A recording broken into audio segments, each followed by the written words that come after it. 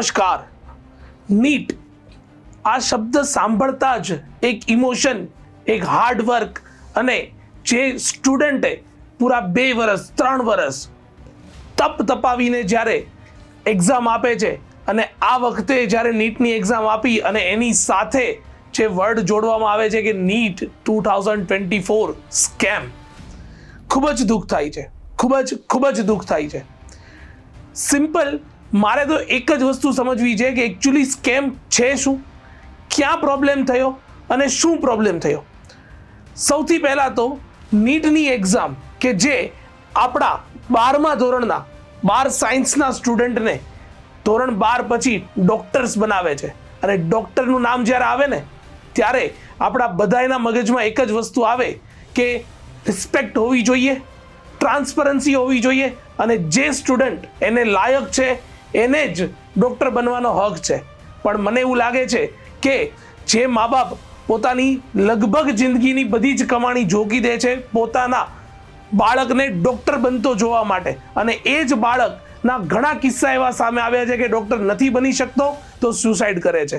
આટલી ગંભીર એક્ઝામમાં આ વર્ષે અલગ જ પ્રકારના સ્કેમ જોવા મળે છે. કેવા સ્કેમ?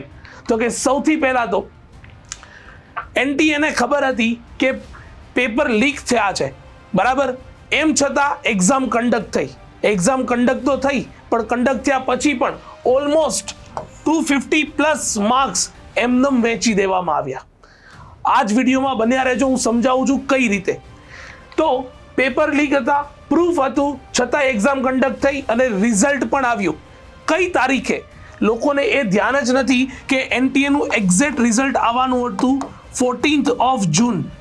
તો રિઝલ્ટને 4 જૂન ઉપર પોસ્ટપોન કરવાનો મતલબ આજ વખત સુધી સમજમાં નથી આવ્યો. રિઝલ્ટ બી આવ્યું અને રિઝલ્ટ આવ્યું પણ કેવું?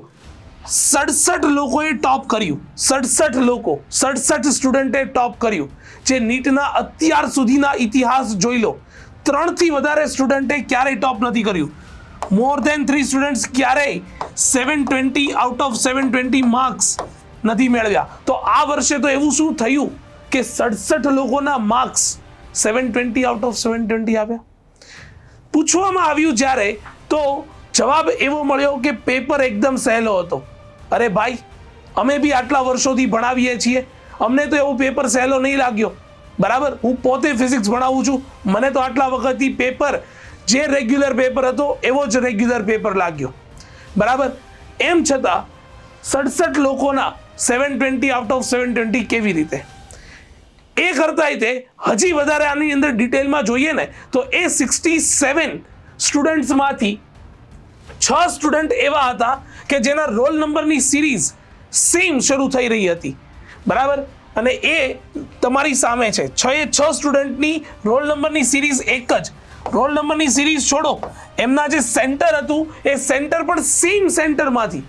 NTA જ્યારે આ વસ્તુ પૂછવામાં આવી ત્યારે NTA એક જ જવાબ આપ્યો કે આ જસ્ટ એક ઇત્તફાક છે. શું તમને માનવામાં આવે છે? તમને આ વસ્તુ ગળે ઉતરે છે? મને કમેન્ટ કરીને જરૂર જણાવો કે આ વસ્તુ કેટલી હદે વ્યાજબી છે. અને એક જ સેન્ટરમાંથી 6 student top up 720 out of 720, how is that possible? ઇતિહાસમાં ક્યારેય આ વસ્તુ નથી બની.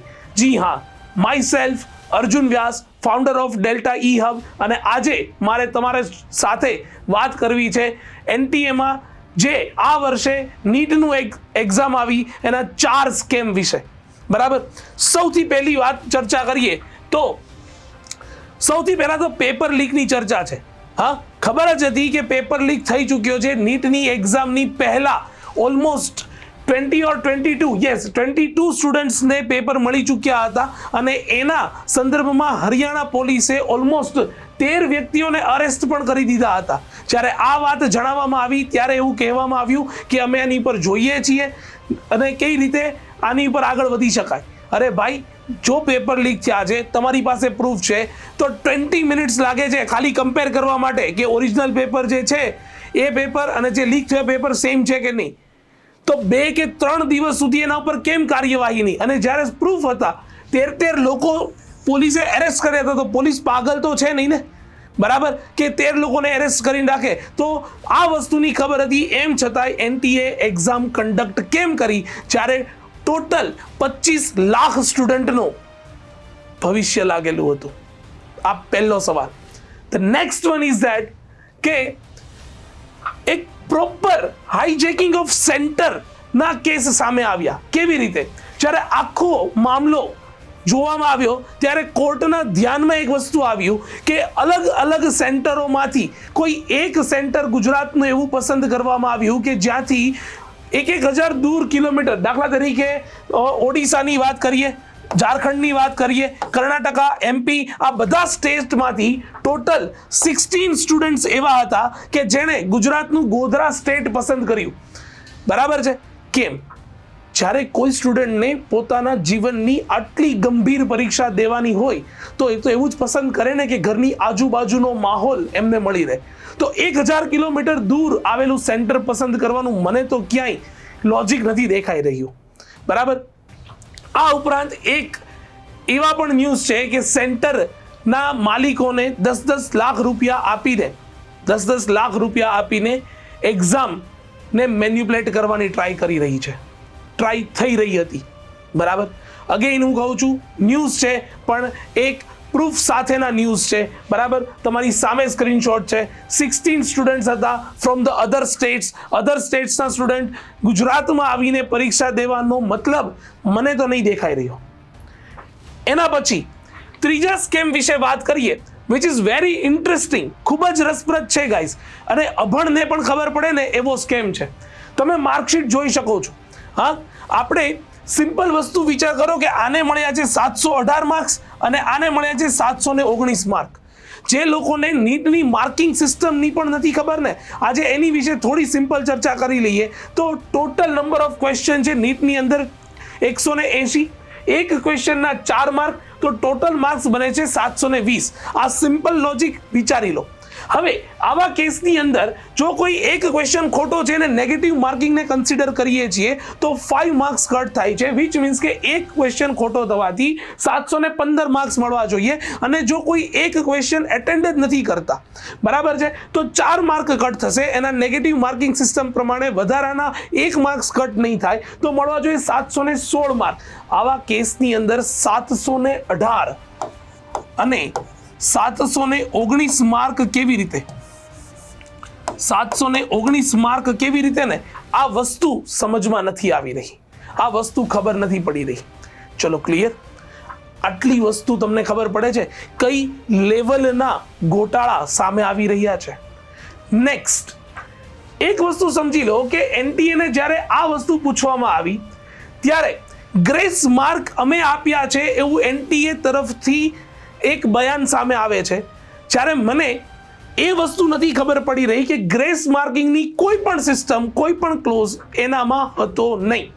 એમ છતાં એનટીએના કહેવા પ્રમાણે ટોટલ 1563 સ્ટુડન્ટ્સને ટોટલ માર્કિંગ આપવામાં આવ્યા. પહેલી વસ્તુ તો ગ્રેસિંગની કોઈ પણ ક્લોઝ નીટના અપિયરન્સ સ્ટુડન્ટ્સ માટે છે જ નહીં. હવે ગ્રેસ આપવામાં બી આવ્યો તો કેવી રીતે આપ્યો? બરાબર. આવું જ્યારે પૂછવામાં આવ્યું તો એકદમ ઇલોજિકલ આન્સર એમના તરફથી એક સામે આવેલો છે. એન્ડ ધેટ ઇઝ વોટ કે ટોટલ કુલ જે ટાઈમ છે એ નીટની એક્ઝામનો કુલ તમારો જે ટાઈમ છે એ ટાઈમ છે 200 મિનિટ્સ. 200 મિનિટ્સનો ટોટલ ટાઈમ છે, 3 કલાક અને 20 મિનિટનો. ટોટલ નંબર ઓફ ક્વેશ્ચન કે જે સ્ટુડન્ટે એટેન્ડ કર્યા એ માની લો કે ટોટલ સ્ટુડન્ટ્સે માત્ર ને માત્ર 100 ક્વેશ્ચન જ એટેન્ડ કર્યા છે. બરાબર. ટોટલ એના ટાઈમની અંદર તો આ જે 200 મિનિટ છે એને સિમ્પલી આને ડિવાઈડ કરી દેશો. બરાબર છે. તો તમારી પાસે 2 મિનિટમાં પર ક્વેશ્ચન આન્સર આપે છે, આવું એમણે ધાર્યું. બરાબર. અને એ પછી માની લો કે 10 મિનિટ પેપર લેટ આપ્યો છે, 10 મિનિટ પેપર લેટ આપ્યો છે, તો 2 મિનિટમાં એક ક્વેશ્ચન, તો 10 મિનિટની અંદર સ્ટુડન્ટ 5 ક્વેશ્ચનના સાચા આન્સર આપી શકે. આવું લોજિક અપનાવ્યું અને એના પ્રમાણે 5 ક્વેશ્ચન ગુણ્યા 4 કરી દો તો ટોટલ 20 માર્ક્સ એક્સ્ટ્રા ગ્રેસના ફોર્મમાં જે તે સ્ટુડન્ટને આપવામાં આવ્યા. એક વખત જોતા એવું લાગે કે હા સાચી વાત છે, કોઈ પણ સ્ટુડન્ટને જેટલા મિનિટ પેપર લેટ મળ્યો છે તો એની એક્યુરસી અને એની સ્પીડ પ્રમાણે જે છે એ સ્ટુડન્ટના માર્ક કન્સિડર કરીને સારું થયું ને કે ભાઈ પેપર લેટ થવો એ સ્ટુડન્ટનો વાંક નહોતો, બરાબર, એ જે તે ઓફિશિયલ અધિકારી છે કે જે તે વખતનો વાંક હતો. પણ ભાઈ મને એક વસ્તુનો જવાબ આપો કે બાયોલોજીનો એક ક્વેશ્ચન કરતા એ સ્ટુડન્ટને જેટલો ટાઈમ લાગે શું ફિઝિક્સનો ક્વેશ્ચન કરતા એટલો જ વાર લાગવાની છે? તો જો જે સેન્ટર ઉપર સ્ટુડન્ટ્સને લેટ પેપર મળ્યા એ સ્ટુડન્ટ ઉપર બાયોલોજીના સેક્શનમાં સ્ટુડન્ટે વધારે એટેમ્પ્ટ કર્યા અને કોઈએ ફિઝિક્સમાં ઓછા એટેમ્પ્ટ કર્યા તો આ બંનેને જસ્ટિફાઈ કેવી રીતે કરી શકાય? આ વસ્તુ સમજાઈ નથી રહી. અને હજી દેશી લેંગ્વેજમાં હું તમને સમજાવું તો સમાજ વિદ્યાનો કોઈ એક પ્રશ્ન, ઇતિહાસનો કોઈ એક પ્રશ્ન, એક MCQ સિલેક્ટ કરતા અથવા સાચો આન્સર દેતા શું જેટલી વાર લાગે, ગણિતનો એ જ પ્રશ્ન સોલ્વ કરતા શું એટલી જ વાર લાગે છે? નથી લાગતી.